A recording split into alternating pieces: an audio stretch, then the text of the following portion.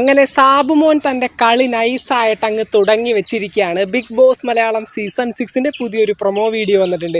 അങ്ങനെ സാബു വന്ന് എല്ലാവരുടെ അടുത്തും സംസാരിക്കുന്നുണ്ട്. നിങ്ങളുടെ മുതലാളി എന്നോട് പറഞ്ഞിട്ടുണ്ട് ക്ലീനിങ് ടീമിനെ കൊണ്ട് ആകെ മൊത്തം ഹൗസ് ഒന്ന് ക്ലീൻ ചെയ്യിക്കണമെന്ന്. ഒട്ടും വൃത്തിയില്ലല്ലോ. പിന്നെ HR മഹാപരാജയമാണ് കേട്ടോ. നിങ്ങളുടെ ടീമിലെ ആളുകളുടെ അടുത്ത് തന്നെ നിങ്ങൾക്കൊരു ഒത്തൊരുമയില്ല, വിശ്വാസമില്ലെന്നൊക്കെ പറഞ്ഞ് നോറയെ ഊക്കി വിടുന്നുണ്ട്. അപ്പോൾ തന്നെ നോറ അല്ല അത് പിന്നെ എന്നൊക്കെ പറഞ്ഞ് തപ്പുന്നുണ്ട്. അവിടെ നമ്മുടെ ജിൻഡോയെ സാബുമോൻ ഊക്കി വിടുന്നുണ്ട്. ജിൻഡോ ശരിക്കും ഇതായിപ്പോയി കേട്ടോ.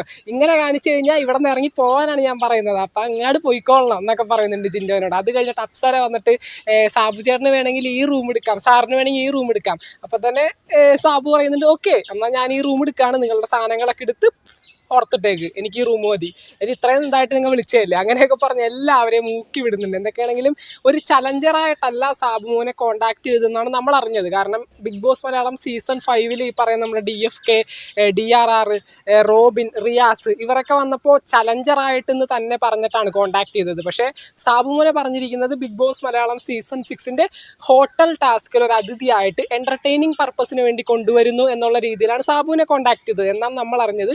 പക്ഷേ വന്നു കഴിഞ്ഞപ്പോൾ ഒരു ചലഞ്ചറായിട്ട് മാറി പുള്ളിക്കാരൻ. എന്തൊക്കെയായാലും ഓരോരുത്തരുടെ അടുത്ത് സംസാരിക്കുന്നത് എന്തായാലും ഒരു ഊക്കി വിടുന്നത് പോലെയാണ് തോന്നുന്നത്.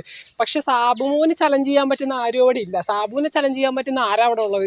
എന്തായാലും നമുക്ക് നോക്കാം ബിഗ് ബോസ് മലയാളം സീസൺ 6ൻ്റെ പുതുപുത്തൻ ഗെയിമുകൾ എങ്ങനെയാണ് സാബു അവിടെ കളിക്കാൻ പോകുന്നതെന്ന്.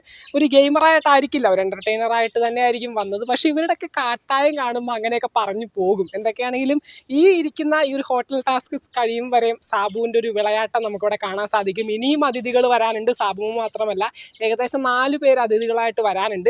അപ്പോൾ ആദ്യത്തെ അതിഥി തന്നെ അടിപൊളിയായിട്ടുണ്ട്. എന്തായാലും അടുത്തത് ആരൊക്കെയാണ് നമുക്ക് നോക്കാം. പേളി, ശ്രീനേഷ്, അതുപോലെ തന്നെ ശ്വേതാ മേനോൻ, അങ്ങനെ ഒരുപാട് പേരുകൾ കേൾക്കുന്നുണ്ട്. നമുക്ക് നോക്കാം. ബിഗ് ബോസ് മലയാളം സീസൺ 6ൻ്റെ പുതുപുത്തൻ വിശേഷങ്ങൾക്കായിട്ട് നമുക്ക് വീണ്ടും കാണാം.